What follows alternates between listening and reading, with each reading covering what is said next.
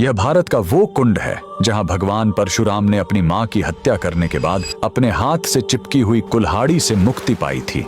यह कहानी है महान ऋषि जमदग्नि और उनकी पत्नी पतिव्रता रेणुका की। कहते हैं रेणुका हर दिन नदी से कच्चे घड़े में पानी लाती थीं और उनके सतीत्व के बल से वह घड़ा टूटता नहीं था। उनके 5 पुत्र थे जिनमें सबसे छोटे थे विष्णु अवतार परशुराम। एक दिन रेणुका ने नदी में कुछ गंधर्वों स्वर्ग के संगीतकार को जल क्रीड़ा करते देखा। उन्हें देखकर एक पल के लिए उनका मन मोह में पड़ गया और उसी क्षण उनके सतीत्व का बल टूटा और कच्चा घड़ा टूट गया। जब वो आश्रम लौटी तो ऋषि जमदग्नि ने अपने योग बल से जान लिया कि उनका मन भटक गया था। वो इतने क्रोधित हुए कि उन्होंने अपने पुत्रों को आज्ञा दी, अपनी मां का वध कर दो। जब चारों बड़े भाइयों ने मना कर दिया तो क्रोधित पिता ने उन्हें तुरंत पत्थर बन जाने का श्राप दे दिया। इसके बाद परशुराम ने पिता की आज्ञा को अपना धर्म समझा। उन्होंने भारी मन से अपनी कुल्हाड़ी उठाई और अपनी ही मां का सिर धड़ से अलग कर दिया। उनकी आज्ञाकारिता से प्रसन्न होकर जमदग्नि ने वरदान मांगने को कहा। परशुराम ने तुरंत अपनी मां को फिर से जीवित करने और साथ ही पत्थर बन चुके अपने चारों भाइयों को भी मुक्त करने का वर मांग लिया। सब फिर से जीवित हो गए, मानो कुछ हुआ ही ना हो। लेकिन कहानी यहीं खत्म नहीं हुई।